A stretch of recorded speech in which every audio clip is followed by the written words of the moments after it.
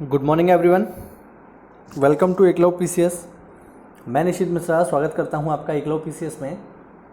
और आज हम पढ़ने वाले हैं 29 मई 2020 के टॉप 10 करंट क्वेश्चंस। और अगर आप हमारे चैनल पर नए हैं तो चैनल को सब्सक्राइब कीजिए और अगर वीडियो अच्छा लगे तो वीडियो को लाइक कीजिए। तो चलिए बिना किसी देरी के इसको शुरू करते हैं। और एक चीज़ और, अगर आप इस वीडियो लेक्चर का PDF प्राप्त करना चाहते हैं तो आप हमारे टेलीग्राम चैनल पर जाकर के हमारे चैनल को ज्वाइन कर लीजिए। टेलीग्राम एप्लीकेशन पर जाकर के एकलव पीसीएस को सर्च कीजिए और वहाँ से ज्वाइन कर लीजिए। वहाँ पर ये डेली करंट अफेयर की PDF आपको पर डे फ्री में मिल जाती है। तो चलिए बिना किसी देरी के हम इसे शुरू करते हैं। यहाँ पर देखें question number 1, S&P global ratings ने वित्तीय वर्ष 2021 में किस देश की GDP विकास दर 5% तक घटने का अनुमान लगाया है। S&P ग्लोबल रेटिंग्स ये एक इंटरनेशनल ऑर्गेनाइजेशन है जिसका हेडक्वार्टर है न्यूयॉर्क में। अब ये जो संस्था है ये बिल्कुल वैसी है जैसे मूडीज़ है। तो ये क्या करती हैं, ये विश्व स्तर पर विभिन्न अर्थव्यवस्थाओं के आंकड़े जारी करती हैं। तो S&P ग्लोबल रेटिंग्स ने 2021 के लिए किस देश की GDP विकास दर 5% तक घटने का अनुमान लगाया है। कौन सा देश है वो? ऑप्शन है नेपाल, चीन, भारत या रूस। अब नेपाल, चीन और रूस से हमें क्या लेन देना। तो इसका सही जवाब क्या है विद्यार्थियों? इसका सही जवाब है भारत। इसका सही जवाब है भारत।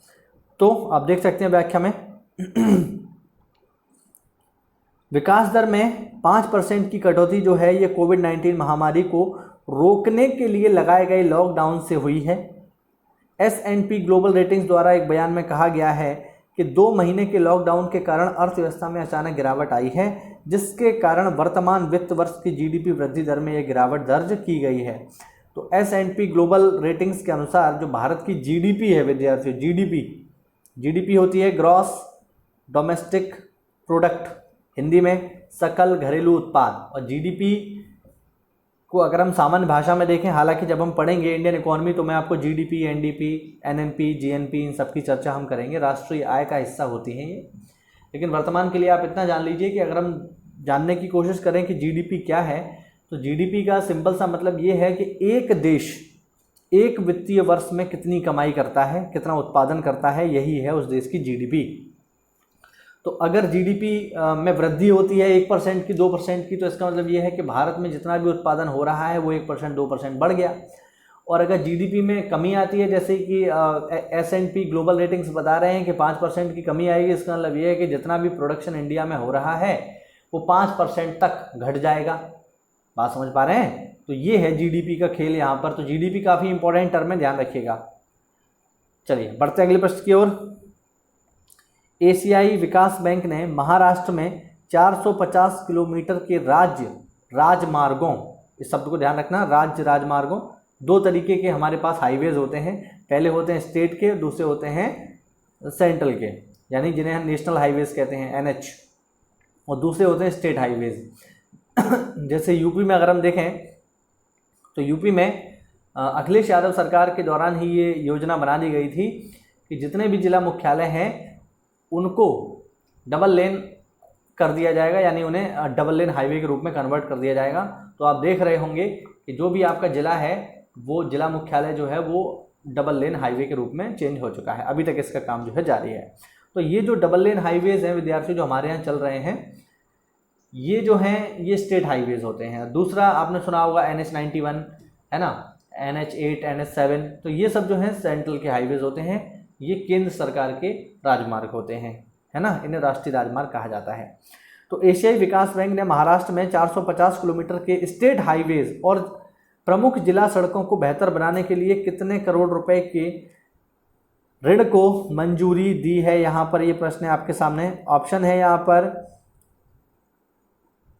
ऑप्शन है 40.7 crore dollar, 80.7 crore dollar, 95.05 crore dollar या 17.7 करोड़ डॉलर। और इस सवाल का सही जवाब है विद्यार्थियों 17.7 करोड़ डॉलर। एशियाई विकास बैंक यानी ADB, एशियन डेवलपमेंट बैंक है ये, जिसका मुख्यालय है मनीला में।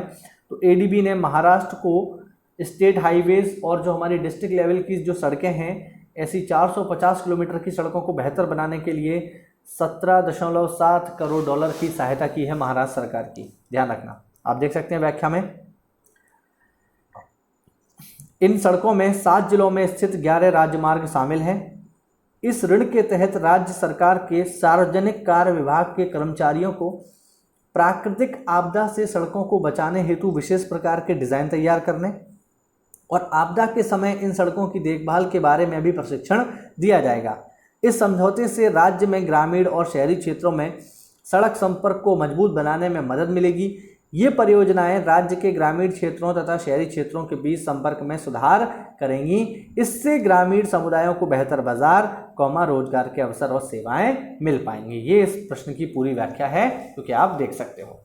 ठीक है, चलिए बढ़ते हैं अगले प्रश्न की ओर। अगला प्रश्न है यहाँ पर, हाल ही में किस राज्य सरकार ने 800 किलोमीटर सड़क को हर्बल सड़क के रूप में विकसित करने की घोषणा की है? ये बहुत ही इंपॉर्टेंट है, वेरी वेरी इंपॉर्टेंट है। ये यूपी के सभी एग्जाम्स के लिए ध्यान रखिएगा, क्योंकि इसका जवाब उत्तर प्रदेश ही है। तो उत्तर प्रदेश ने ये घोषणा की है कि वह अपने 800 किलोमीटर सड़क को हर्बल सड़क के रूप में विकसित करेगी यूपी में। यानी जो हमारे मुख्यमंत्री जी हैं माननीय योगी जी, उन्होंने ये घोषणा की है कि 800 किलोमीटर सड़क को हर्बल सड़क के रूप में विकसित किया जाएगा। व्याख्या में आप देख पाओगे क्या पूरा चक्कर है। उत्तर प्रदेश सरकार ने 800 किलोमीटर सड़क को हर्बल सड़क के रूप में विकसित करने का फैसला लिया है। इन सड़कों के दोनों ओर औषधि हर्बल पेड़ होंगे। इन हर्बल सड़कों पर ब्राह्मी, अश्वगंधा, जट्रोफा सहित पीपल, नीम और सहजन के पेड़ लगाए जाएंगे। बेसिकली योजना ये है कि उत्तर प्रदेश में तकरीबन 800 किलोमीटर के एरिया में जो हमारी सड़कें हैं, उन सड़कों के किनारे हम जो है औषधीय या हर्बल जो है पेड़ इनको लगाएंगे। इनमें जो है मुख्य रूप से ब्राह्मी है, आंवला है, अश्वगंधा है, तुलसी है, जट्रोफा है, नीम है, पीपल इत्यादि इस प्रकार के जो है औषधीय वृक्षों को लगाया जाएगा सड़कों के किनारे। अब ये काफ़ी महत्वपूर्ण है, पर्यावरण की दृष्टि से काफ़ी महत्वपूर्ण है। तो इस वजह से जो है उत्तर प्रदेश सरकार ने ये फैसला लिया है। शायद आपको याद होगा कि कुछ समय पूर्व ही उत्तर प्रदेश सरकार ने एक ही दिन में 22 करोड़ पौधे रोपकर एक वर्ल्ड रिकॉर्ड बना दिया था। अब वो बात और है कि ये इनमें से कितने पौधे जिंदा रहे, कितने मर गए, वो अलग चीज़ है, लेकिन हाँ 22 करोड़ पौधे रोपकर वर्ल्ड रिकॉर्ड तो बना ही दिया उत्तर प्रदेश सरकार ने। चलिए बढ़ते हैं अगले प्रश्न की ओर। अगला प्रश्न है, किस राज्य सरकार ने हाल ही में कहा है कि वह जल्द ही राज्य स्वास्थ्य पंजी के माध्यम से अपने सभी नागरिकों के स्वास्थ्य डाटाबेस को बनाए रखने के लिए एक परियोजना शुरू करेगी? तो कोरोना संकट की खैर ये तो एक विशेषता रही है कि सभी सरकारों ने स्वास्थ्य पर विशेष रूप से ध्यान देना शुरू कर दिया है। इससे पहले तक कोई भी सरकार जो है स्वास्थ्य पर उतना ज़्यादा गंभीर नहीं थी, लेकिन अब जो है सरकार बहुत ज़्यादा गंभीर है। तो वह कौन सी गवर्नमेंट है जिसने ये कहा है कि अपने सभी नागरिकों का स्वास्थ्य डाटाबेस वो तैयार करेंगे? ऑप्शन है कर्नाटक, बिहार, झारखंड या दिल्ली। और इस सवाल का सही जवाब है विद्यार्थियों कर्नाटक।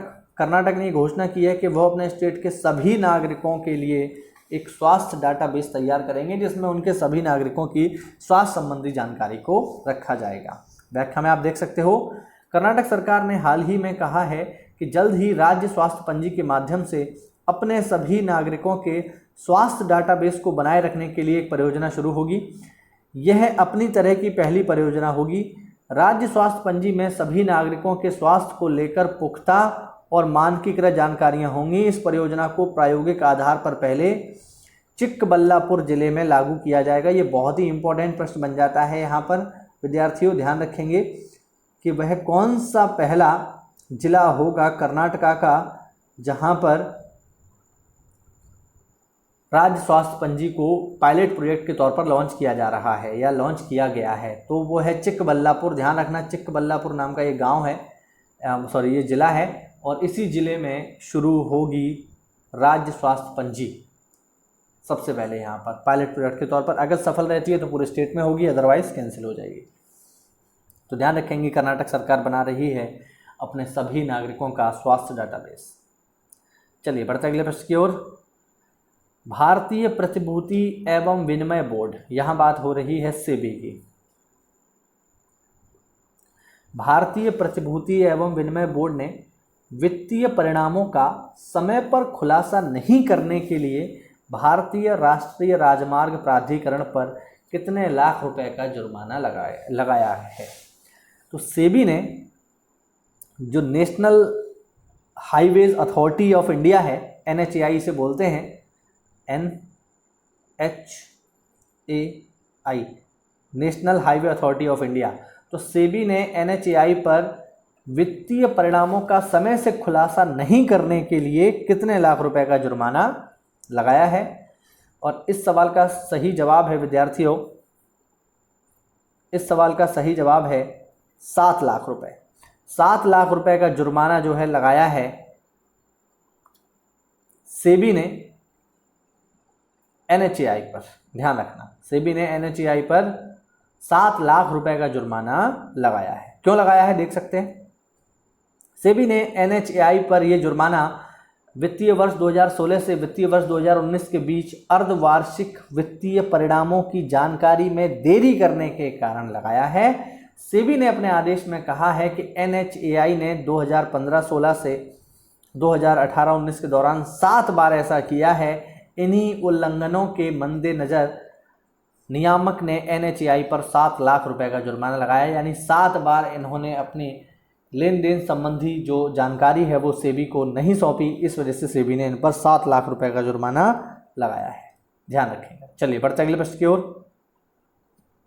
भारतीय ओलंपिक संघ ने किस अध्यक्ष को ओलंपिक चैनल आयोग का सदस्य नियुक्त किया है? भारतीय ओलंपिक संघ ने किस अध्यक्ष को ओलंपिक चैनल आयोग का सदस्य नियुक्त किया है? ऑप्शन है नरेंद्र बत्रा, जितेंद्र सिंह, अभय सिंह चौटाला या नारायण रामचंद्रन। और इस प्रश्न का सही जवाब है नरेंद्र बत्रा। ध्यान रखेंगे, नरेंद्र बत्रा जी जो हैं इनको ओलंपिक चैनल का सदस्य नियुक्त किया गया है। ठीक है, व्याख्या में आप देख पाएंगे। नरेंद्र बत्रा पिछले साल जून में IOC सदस्य बने थे।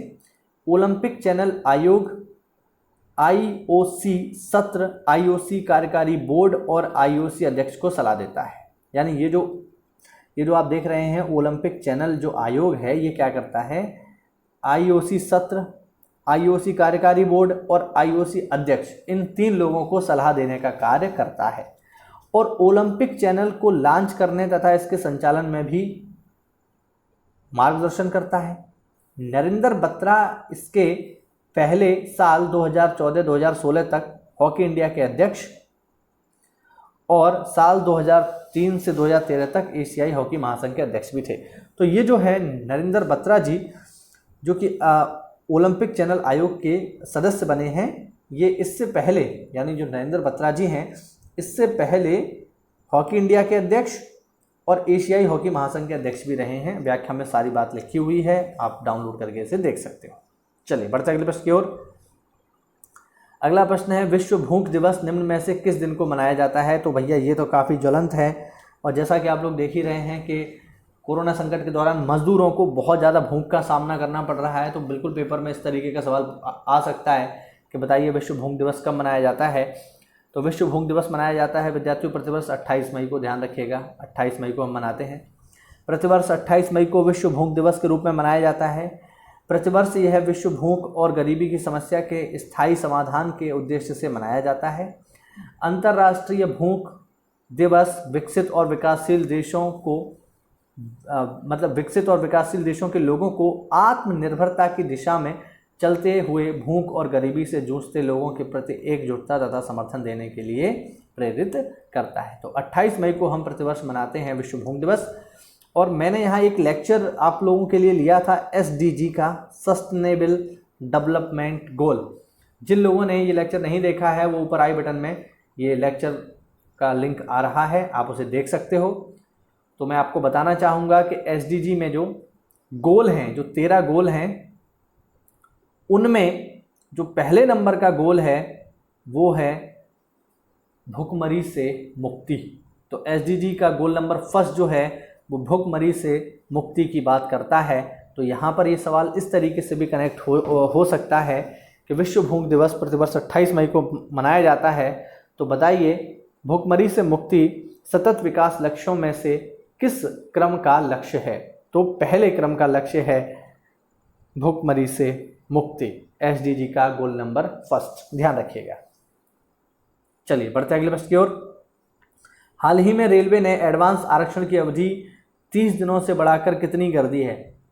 तो रेलवे ने जो एडवांस आरक्षण है इसकी अवधि को 30 दिन से बढ़ाकर 120 दिन कर दिया है। ध्यान रखिएगा, फिलहाल इतना ज़्यादा महत्वपूर्ण सवाल ये नहीं है। चलिए बढ़ते हैं अगले प्रश्न की ओर। ये महत्वपूर्ण है, हाल ही में किसने नेशनल पेंशन सिस्टम में खाता खोलने पर आधार बेस्ड पेपरलेस केवाईसी को मंजूरी दे दी है। हाँ, बेसिकली होता ये है कि जब भी आप जाते हैं केवाईसी के लिए तो वहाँ पर क्या होता है, आपको अपना आधार का फोटोस्टेट जमा कराना होता है। लेकिन जो हमारा नेशनल पेंशन सिस्टम है, जो नेशनल पेंशन स्कीम है, उसमें अब केवाईसी के लिए आपको पेपरलेस आधार कार्ड का वेरिफिकेशन कराना होगा, यानी अब इसके लिए आपको आधार कार्ड का फोटोस्टेट जमा करने की आवश्यकता नहीं है। तो वो कौन सा संगठन है जिसने ये मंजूरी दे दी है? ऑप्शन है PFRDA, second NITI Aayog, third योजना आयोग, फोर्थ रक्षा मंत्रालय। तो मैं आपको बता दूं, PFRDA ने नेशनल पेंशन सिस्टम में खाता खोलने के लिए आधार बेस्ड पेपरलेस केवाईसी को मंजूरी दे दी है। अब ये क्या होता है तो व्याख्या में आप समझ पाओगे। PFRDA यानी pension fund regulatory and development authority of India. ये क्या है? ये है PFRDA